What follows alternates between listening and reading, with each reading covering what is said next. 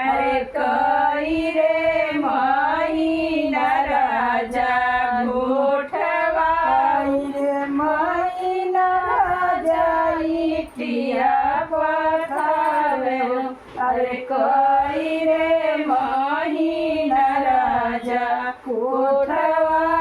उठावे महीना राजा टिया पठावे अरे नवरे महीना राजा कोठवा उठावे तेरी बैठी सुतले कान राय राजवा अरे गोरवा कावन देई बेनिया डोलावे